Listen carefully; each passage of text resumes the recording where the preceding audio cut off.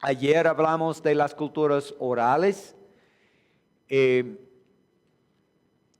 la realidad de que aunque entre nosotros hay personas que prefieren utilizar la oralidad. Y hermano, no dije ayer, pero algo que quiero que sepan, algunos de ustedes tienen la mayoría de sus iglesias que son alfabetos altos. Yo entiendo. Pero hay personas en la iglesia que prefieren aprender por la oralidad. ¿Cómo podemos hacer los dos a la vez? Sin echar en el basurero nuestra forma de predicar para solamente contar historias. Muchas personas no quieren hacer esto, pero debemos ministrar a las personas que prefieren el estilo oral. Algo que podemos hacer, hermanos, es utilizar o incluir en el sermón muchas ilustraciones. Porque una ilustración es una ventana por la cual la persona puede ver la verdad que usted está predicando. Y alguien me dijo, si usted no entiende un punto, un asunto, una doctrina suficiente para ilustrarla, usted no debe predicarla. Necesitamos entender la verdad hasta el grado, hasta el punto, hasta que podemos predicar la doctrina, pero también darles una ilustración para que puedan ver la verdad. Yo podría explicar, hermanos, hoy día, hermanos, estamos hablando de la redención. Yo voy a predicar de la redención. Y estoy predicando de este pasaje en Romanos, tratando la redención. ¿Sabe que Romanos no es una historia? ¿Cómo podemos enseñar o predicar Romanos o Santiago o los Proverbios a una cultura oral? Sí podemos hacerlo. Sí podemos hacerlo utilizando ilustraciones para que entiendan. Es una manera. Hay dos maneras más que yo voy a mencionar ahorita, pero una manera es utilizar muchas ilustraciones. Por ejemplo, hermanos, estoy hablando de la redención. Para que sepan, mis hermanos quichuas no tendrían ni una idea de lo que estamos haciendo en esa cultura. Solamente diciendo que vamos a tratar la redención. Lo que necesito hacer es decir, hermanos, en el sur de los Estados Unidos, durante el tiempo de la esclavitud, había una niña. Ella nació a esclavos en una hacienda en el sur de los Estados Unidos y ella, como esclava misma, no tenía derechos. Ella pertenecía al dueño de la hacienda en igual manera como sus padres, como todos los demás esclavos en esta hacienda. Pero el dueño de la hacienda necesitaba más dinero. Estaba preguntándose, ¿dónde puedo obtener más dinero? Yo sé, yo voy a vender esta muchacha. Ella tenía 14 años. Siempre había estado con sus padres, nunca jamás se ha separado de sus padres por toda la vida. Ella había escuchado como una niña de 14 años lo que hacen muchas personas a las esclavas y ella estaba temblando con mucho miedo. Y ellos la tenían en el lugar para vender esclavos con cadenas y todo.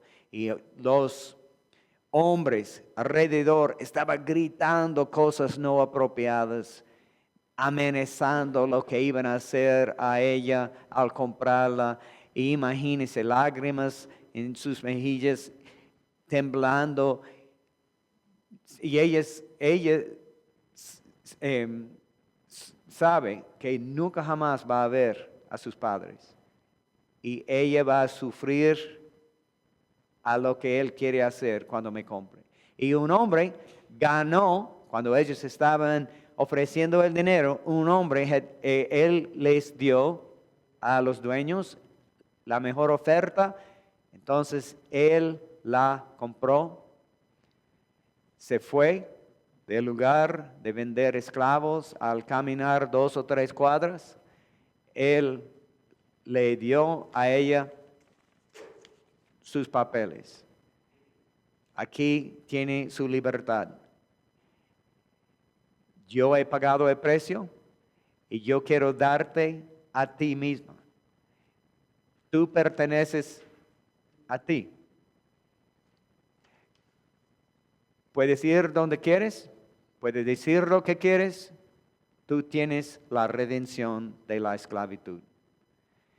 Y hermanos, yo quiero explicar cómo Cristo nos redimió, cómo Cristo nos dio la redención. Y hermanos, quichuas sí pueden entender el sermón, porque ya tienen algo, una ilustración de la vida diaria, porque ellos eran esclavos hasta los 1970. Ellos entienden la esclavitud.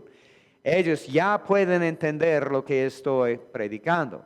Pero no puedo empezar predicando un sermón de 3 puntos y un chiste tratando la redención, porque no tienen sentido.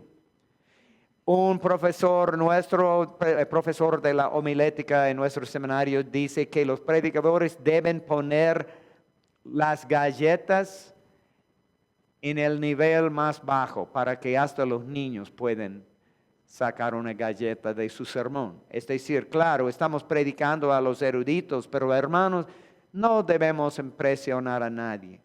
Debemos predicar la palabra de Dios para que todos puedan entender. ¿Hay una persona que usted puede imaginar más inteligente que Cristo?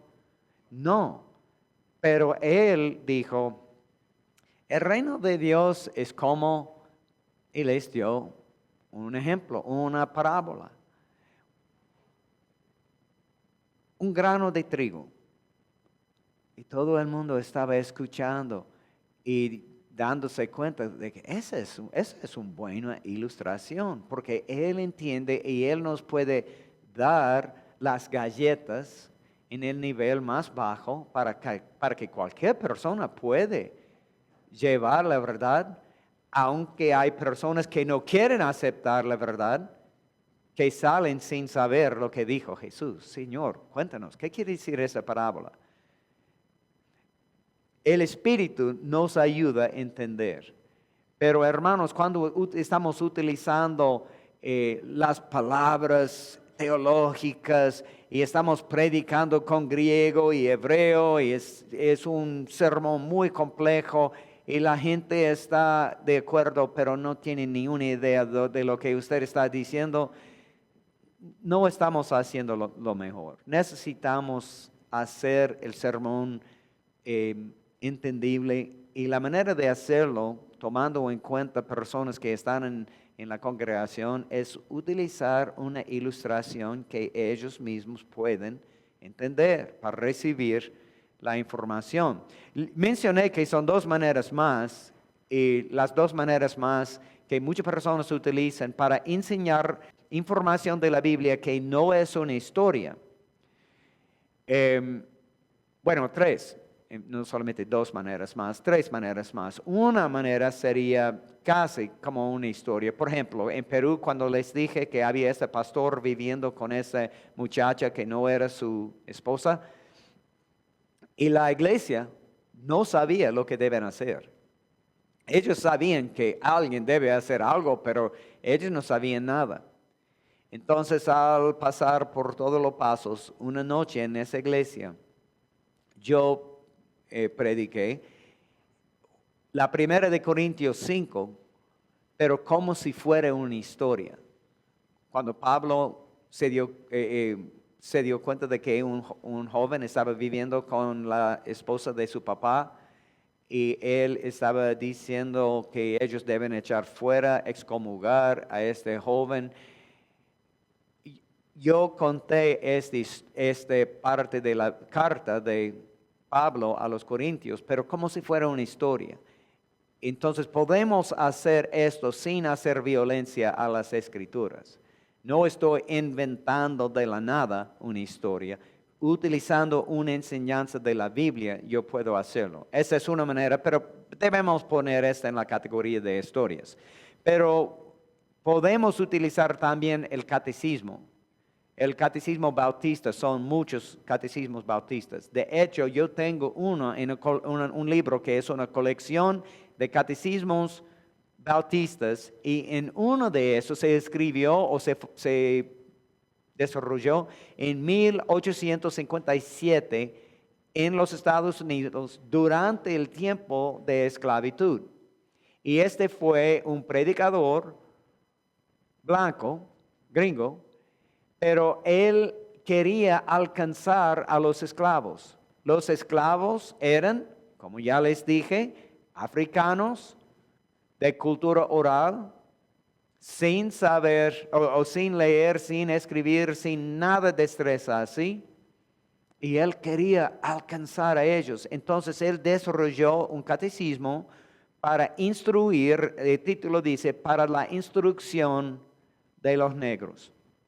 Ese es el título, porque esa es la palabra que utilizaron en ese tiempo. Pero es un catecismo muy sencillo, muy útil. Cuando mis hijos estaban creciéndose, les enseñamos un catecismo, las preguntas y las respuestas. Y cuando estaba predicando en mi iglesia como pastor, un domingo por la noche, estábamos estudiando uno de los salmos cuando dice que los árboles aplauden, etc. Uno de esos salmos. Y les preguntaba a la congregación, ¿cómo podemos glorificar al Señor nosotros?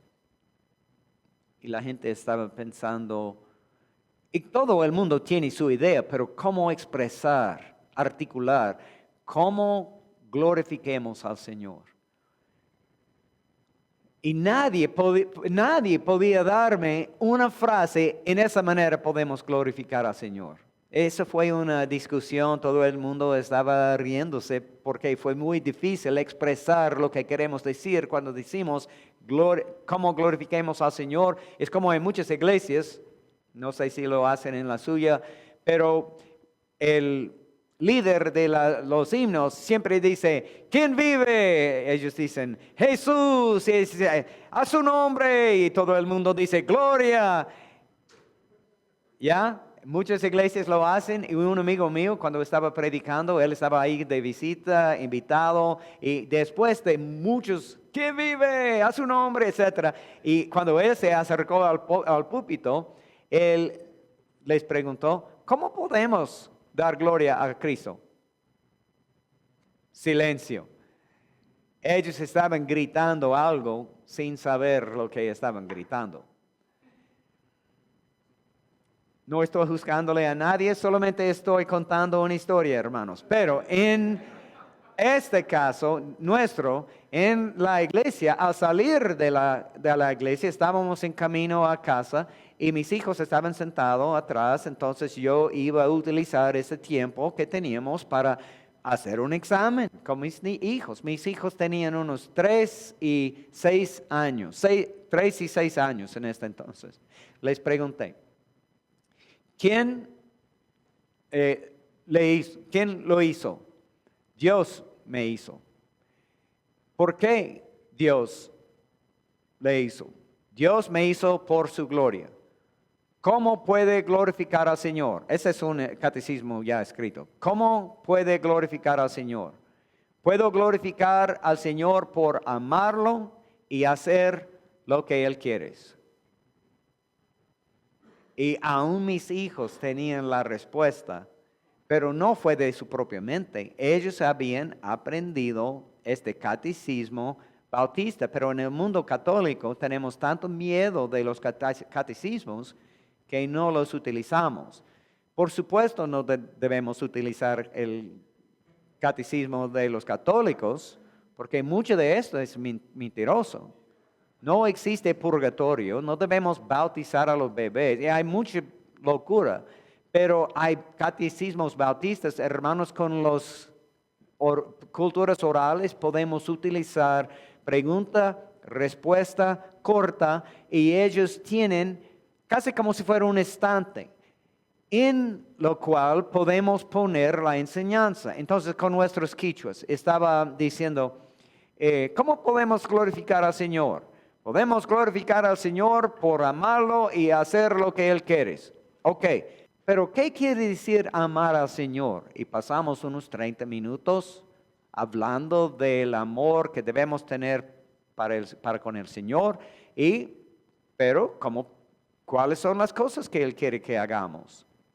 Y pasamos tiempo hablando de eso. Es decir, estaba enseñando, pero ellos estaban en su mente, ellos tenían un estante de este catecismo, esta pregunta y esta respuesta, y toda la información ellos estaban poniendo en este estante. Y ellos tenían cualquier cantidad de estantes, depende del número de las preguntas y respuestas.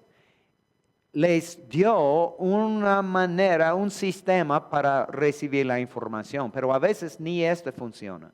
Entonces hay otra manera, una manera que se llama la repetición. Y un misionero con IMB en Surinam, Guyana francés y en el Caribe, en las islas que hablan francés, él estaba trabajando con ciudadanos de esos países, pero quien eran esclavos africanos. Ya ellos tienen esta trascendencia, pero ya son ciudadanos de Jamaica y de Guyana francesa y etc. Y él se dio cuenta de que ellos no podían aprender de la misma manera como aprendemos nosotros. Entonces lo que hizo él para enseñar doctrina o el libro de Romanos o información que no sea historia, él estaba diciendo lecciones así. Y yo sé que a ustedes no les gusta la manera, porque ustedes son alfabetos altos. Pero si se acuerda de esta presentación cuando les dije que las personas de la cultura oral prefieren la repetición, porque ellos aprenden por la repetición. Él estaba utilizando esta verdad para desarrollar su sistema. Y él siempre les dijo, ok, hoy día vamos a aprender de una doctrina de la Biblia. Se llama la doctrina de la Trinidad. ¿Cómo se llama esta doctrina? Es la Trinidad. Perfecto, pero ¿de dónde es esta doctrina? Es de la Biblia. Ok, esta doctrina que vamos a aprender de la Biblia, que se llama la Trinidad, nos enseña que hay un solo Dios. ¿Cuántos dioses son? Un solo Dios. ¿Cómo se llama esto? Esa es la Trinidad. Pero ¿de dónde es la información? Es de la Biblia. ¿Cuántos dioses son? Un solo Dios. Ok, esa doctrina de la Trinidad de la Biblia que nos enseña que hay un solo Dios, también nos enseña que este Dios existe en 3 personas. ¿De dónde es esa información? Es de la Biblia. Pero ¿cómo se llama esa doctrina? Es la Trinidad. ¿De dónde? La Biblia. ¿Cuántas personas son? Son 3. Ok, pero ¿cuántos dioses son? Un solo Dios. ¿Cómo se llama esto? Es la Trinidad. ¿Pero de dónde es? Es de la Biblia. Ok. Y él continuaba enseñando en esta manera. Y todo el mundo estaba gritando. Qué chistoso, porque ellos querían tener la respuesta correcta. Y cuando él terminó, ellos salieron con la lección de memoria, porque ya habían repetido muchas veces, y cuando llegaron a casa, por supuesto, podrían repetir la lección a otros. ¿Por qué? Porque ya habían hecho 30 veces durante el sermón. Y alguien me diría, pero hermano, usted no puede enseñar tanta información en un sermón. Por supuesto que no, pero lo que enseñamos ellos pueden entender y recordar. Y eso es más importante que enseñar 1000 páginas que ellos no pueden recordar ni repetir ni una de ellos. ¿Me explico? Entonces, necesitamos cambiar nuestra preferencia para enseñar. Necesitamos cambiar para enseñarles a ellos en una manera que no funciona con nosotros. Ese libro, Corazones, Mentes y Manos, cuando estaba preparando ese libro, muchos misioneros alrededor del mundo me enviaron emails diciendo, hermano, por favor, no escribe otro sistema que funcione en Gringolandia que debemos empujar por la garganta de nuestros oyentes. Porque lo que ustedes hacen en Gringolandia no funciona. Y estoy muy de acuerdo, eso es lo que yo he visto. Por eso, ese libro, se ve en todo el libro, una manera para contextualizar la información en una manera que funciona en el contexto geográfico y también en el contexto cultural. Y también en los apéndices. En los apéndices hay, algunos de ellos están dedicados a ayudarle a enseñar esa información en otra cultura. Entonces usted tiene un guía más o menos, una guía para ayudarle a enseñar esa información a otros lugares. Ese hermano Daniel Sheard, el misionero que desarrolló el sistema de la repetición, es una de las maneras, pero son varias. Pero el punto, mi objetivo en darles esta ilustración es que ustedes entiendan que nuestra preferencia para aprender es decir, hermano, por favor, déjeme leer la información en el libro de texto y mañana usted puede explicar la información y al fin de la semana podemos hacer un breve examen y la próxima semana podemos empezar con otro tema punto por el sílabo. Eso es lo que preferimos. Pero cuando usted llegue a otra cultura y ellos no aprenden de esa manera, y son 40,000 personas o 40,000 millones de personas, si puede imaginar, ¿quién debe cambiar? ¿Todos ellos o usted? Nos toca a nosotros traer la Biblia en una manera que ellos puedan entender.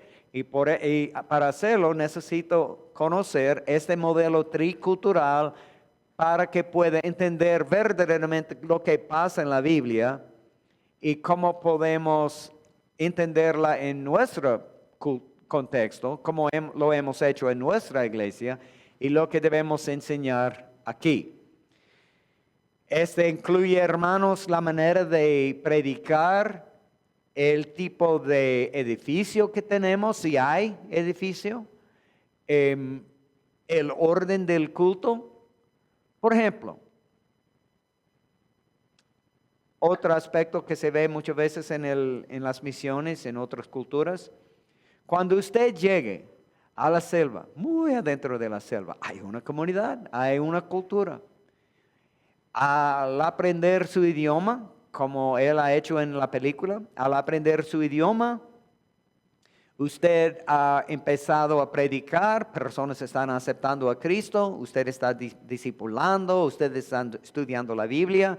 Al fin, ustedes forman una iglesia y usted está predicando semana tras semana, discipulando y etcétera. Y una pareja se acerca diciendo, pastor, somos novios y queremos casarnos aquí en la iglesia. Ay, perfecto, entonces vamos a empezar la consejería prematrimonial y en medio de todo esto usted está pensando,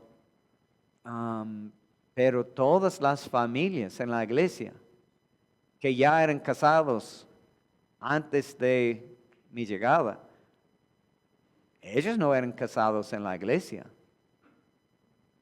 Porque la iglesia no existía. Como la poligamia que mencionamos ayer, ese es otro asunto. Entonces, ¿qué vamos a hacer? ¿Vamos a concluir que están viviendo en pecado? Y debemos exigir que se separan, padre y madre, y poner los hijos a un lado, pero hay que arrepentirse de ese pecado para pasar por un tiempo de restauración y reconciliación, para recibir consejos y etcétera, para casarse de nuevo. ¿Vamos a exigir que lo hagan esto? ¿O vamos a tener un culto? Ok, domingo por la noche, todo el mundo Cuando vengan, los hombres van a sentarse en este lado, las mujeres en este lado, y vamos a tomar manos y vamos a tener un solo matrimonio y vamos a casar todos los matrimonios o las parejas que ya están viviendo como si fueran matrimonios. Vamos a tener el culto en la presencia del Señor. O usted va a decir, bueno, lo que era va a continuar, pero de aquí en adelante yo voy a enseñar, como ayer, yo voy a enseñar de aquí en adelante que cada hombre debe tener una sola mujer, etc.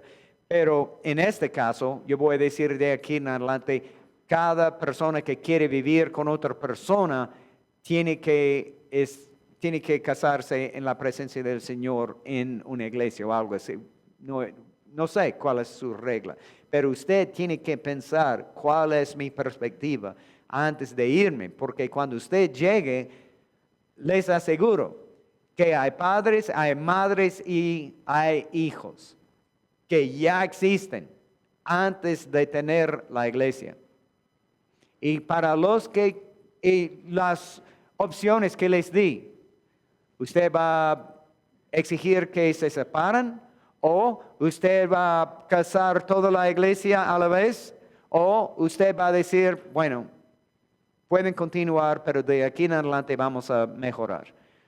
¿Cuál es la opción que prefiere? Yo conozco a personas en cada uno de los campos. Es decir, yo conozco misioneros que prefieren opción número 1, número 2 o número 3. No son ideas de mi mente, estos son lo que pasa en algunos lugares en el mundo.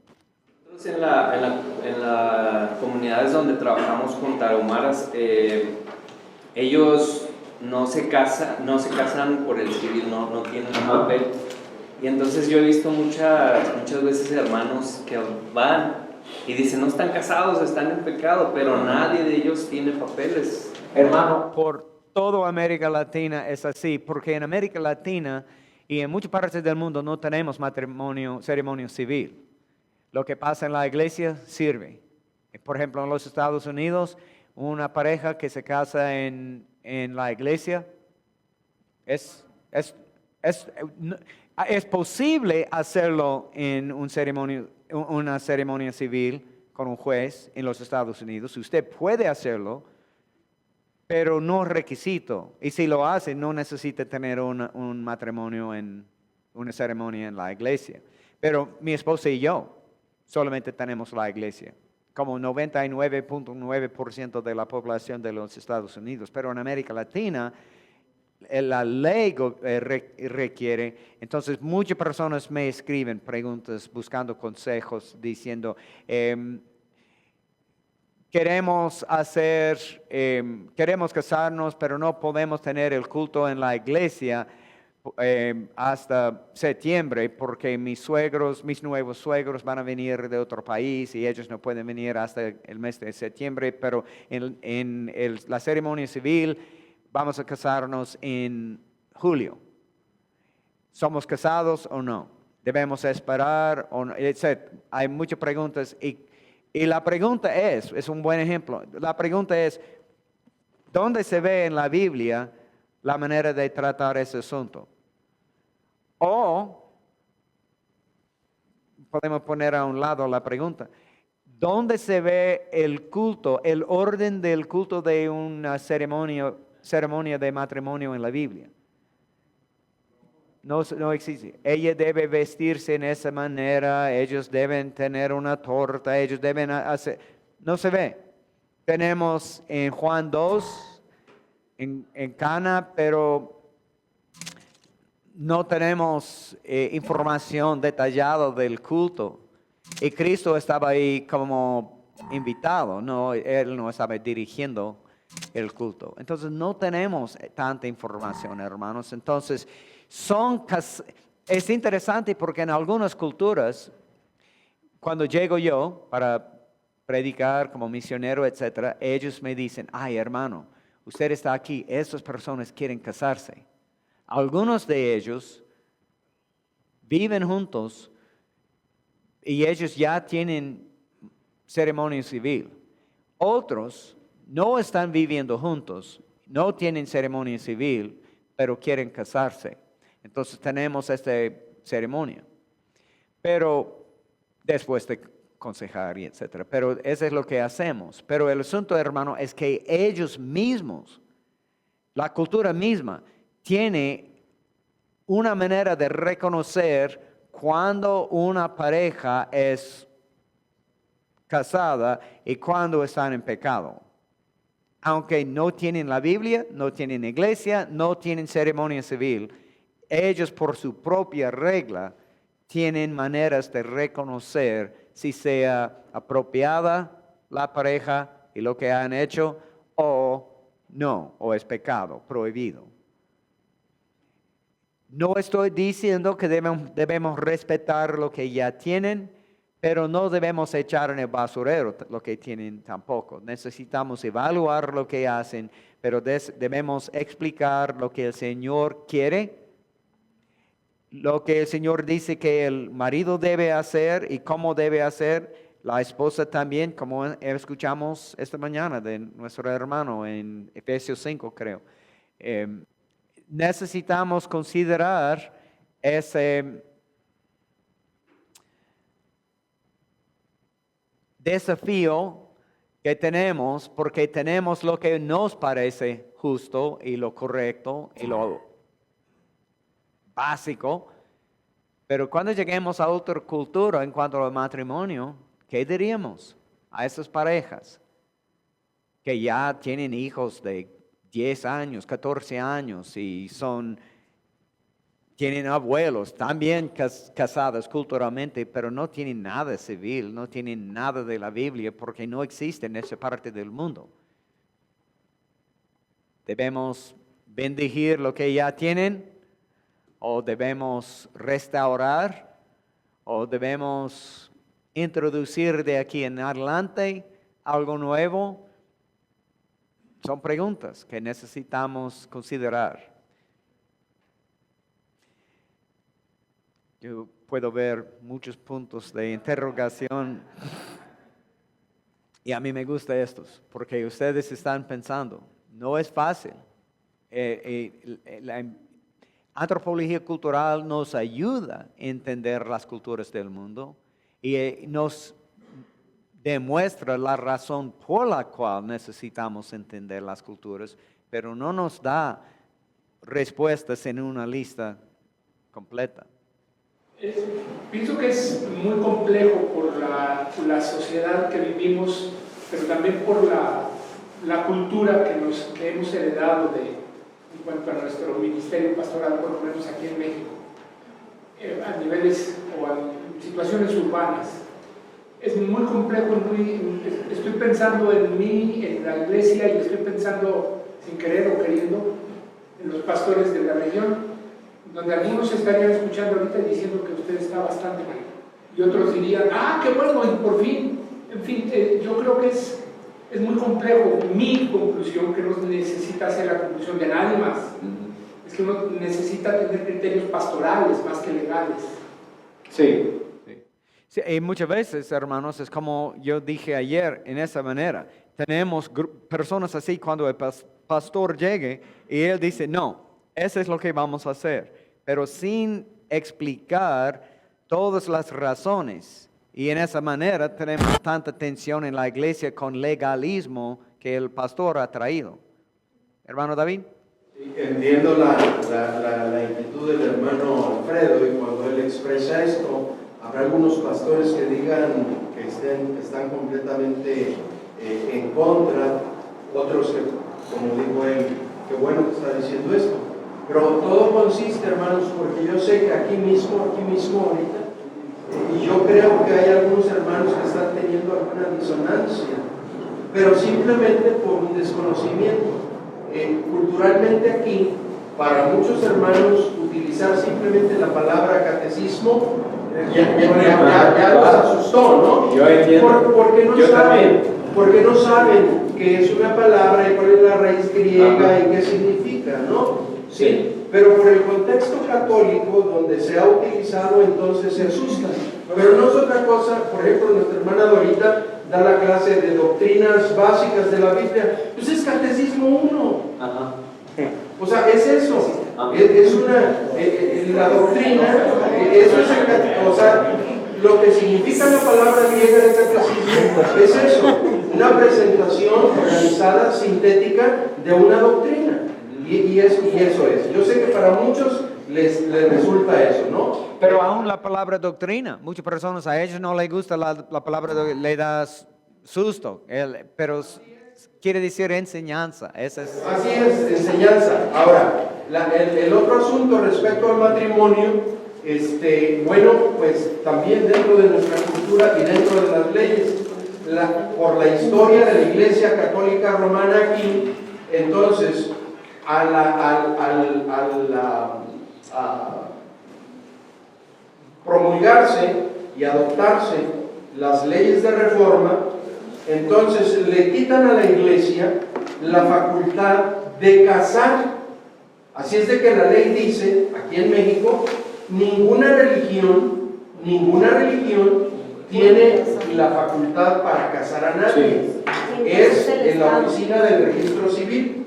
Dentro de eso, es para quitárselo a la Iglesia Católica, pero dentro de eso estamos nosotros que aparecemos entonces más tarde. ¿Qué es lo que hacemos? Un culto de acción de gracias. Para respetar la ley, nosotros no podemos celebrar una ceremonia de matrimonio aquí en México en cumplimiento a la ley si la persona no nos trae el comprobante de que ya ha ido con el juez a casarse. ¿Sí? No, y ese es, no solamente aquí en México, por toda América Latina, un culto en la iglesia no vale nada, es para la persona, pero no es legal. ¿Sí, hermano? Hermanos, esto es real y ¿qué harían ustedes? Llega un matrimonio, ellos están casados civilmente, llevan 18 años casados civilmente, pero llegan con el pastor en la iglesia y ellos quieren tener una ceremonia religiosa. Entonces, ¿qué harían? Bueno, a mí me pasó eso. Pachanga. ¿Cuál sería la repercusión? ¿Decir sí o decir no?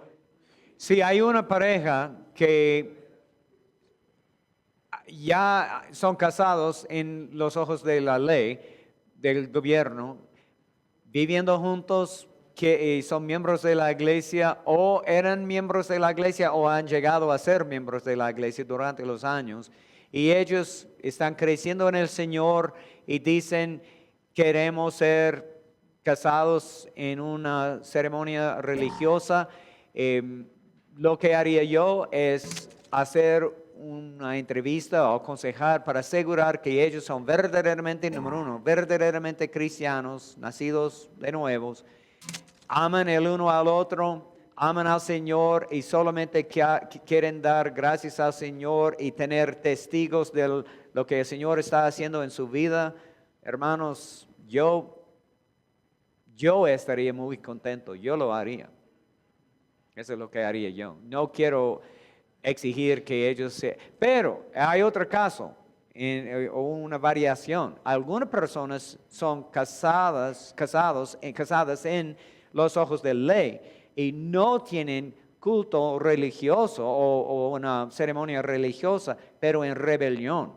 Y en esa manera están causando división, es un escándalo y etcétera, y a ellos no les importa. Cuando ellos quieren casarse, necesitamos averiguar lo que pasa, por qué quieren hacerlo, y han reconciliado no solamente con el Señor, sino también con los demás hermanos que ustedes han ofendido por los años. Hay muchas posibilidades, pero en cuanto a la Biblia, no podemos arguir o no podemos enseñar de un pasaje que dice, no, la Biblia dice que el matrimonio es así. El problema en ese caso sería las partes de la Biblia que habla de que debemos amar el uno al otro y debemos rendirnos, debemos someternos, debemos cuidar el cuerpo de Cristo, y ellos estaban ofendiendo por muchos. Ese sería otro ejemplo, pero no por causa de ser Es como yo he adoptado legalmente en los ojos de la ley un hijo. Y algún día yo quiero, ese niño, mi hijo, quiere unirse a la iglesia. Y él tiene que alistar o poner en la membresía quiénes son sus padres, de qué familia pertenece, etc. Y oficialmente al fin está registrándose como mi hijo, pero antes solamente era legal. Pero ya está en la iglesia. Pero en los ojos del Señor, y hermanos, yo diría es la paraguas sobre toda esta pregunta.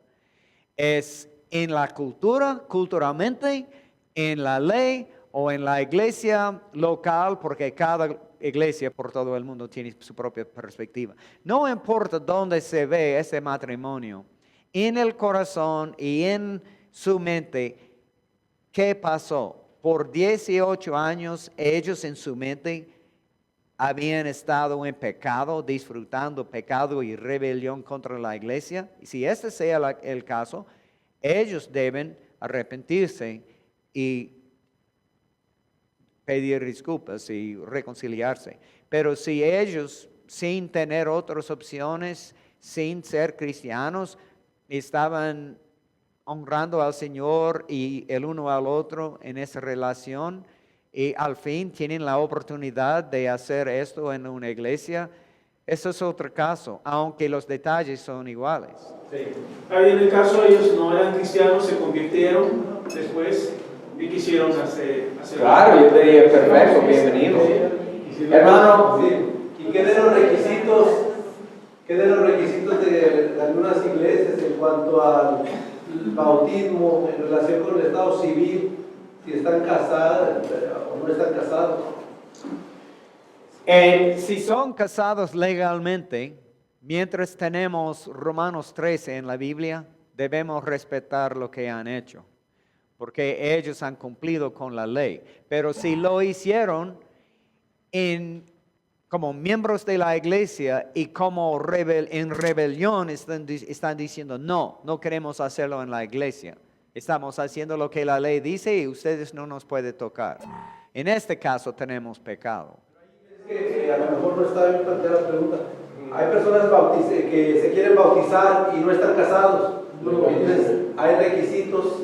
En algunas iglesias se pueden casar, unos los casan, otros los casan. ¿Qué se tendría que hacer? Parece que parezco yo liberal y no soy yo. Yo soy más conservador que Moisés. Pero, hermanos, si alguien no me puede mostrar un versículo en la Biblia que dice que es pecado, yo no puedo decir que es pecado, aunque es cultural y no quiero ofender culturalmente. Por ejemplo, en una iglesia donde ellos esperan que el pastor va a llevar puesto corbata, la Biblia no dice nada de la corbata. Pero si la iglesia piensa que para mostrar respeto, tanto para nosotros como para el Señor, como para la palabra de Dios, llevar puesto corbata, el no hacerlo no es correcto. Yo no diría que es pecado, pero no es correcto. Yo debo, igual como utilizar la Reina Valera 60. Ustedes piensan que la Reina Valera 60 es la Biblia y cualquier otra versión es de los testigos de Jehová. No debemos utilizarlo. Yo estoy utilizando la Biblia de la 60. No, yo tengo de la 60. Pero, si yo tuviera nueva versión internacional y ustedes me invitan a predicar en su iglesia, y yo sé que ustedes solamente utilizan Reina Valera 60, pero yo vengo como predicador invitado internacional. Esta es una falta de respeto. ¿Por qué no lo utilice? No hay ninguna razón por la cual yo no debe conformarme en un solo domingo. Y si yo fuera pastor y si yo tuviera la perspectiva que nueva versión internacional es mejor, yo debo enseñar poco a poco la razón antes de hacerlo como si fuera un choque como pastor invitado. Hermano, y después... Por ejemplo, están hablando acerca del matrimonio desde el punto de vista legal, que tiene que ser ante la ley un registro civil, pero ¿en cuántas comunidades no hay registro civil? Ok, tú los casas o no lo haces, ¿verdad? Otra cosa también, por ejemplo, nosotros aquí llevamos a nuestros hijos a ser registrados. Y eso les permite tener un acta de nacimiento.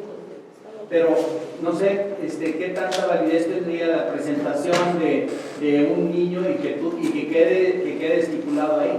Por ejemplo, en Estados Unidos esto es válido, porque te piden, es más, allá confían más en la fe de bautismo que dan los católicos que en el acta de nacimiento que te da el registro. ¿Okay?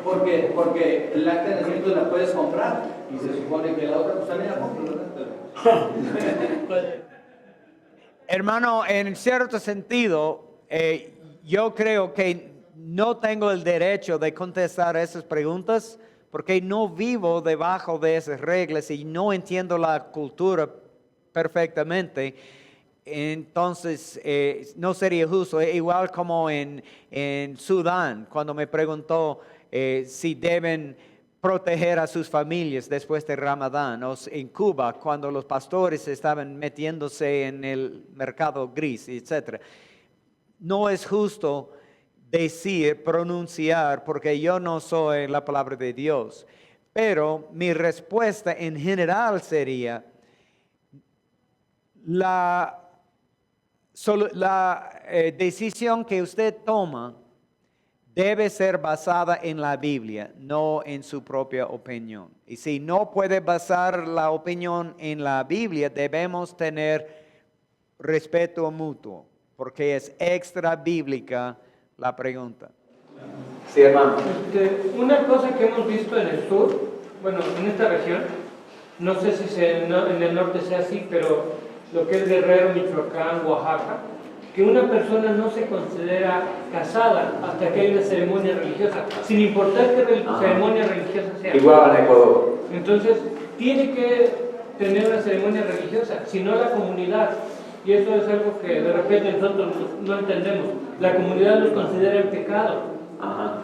Ese es un buen punto. Si la comunidad piensa que esta pareja está viviendo en pecado, como hablamos ayer del vino y de cigarrillos y de muchas cosas así que no son bíblicamente pecaminosos, igual como Pablo en comer carne.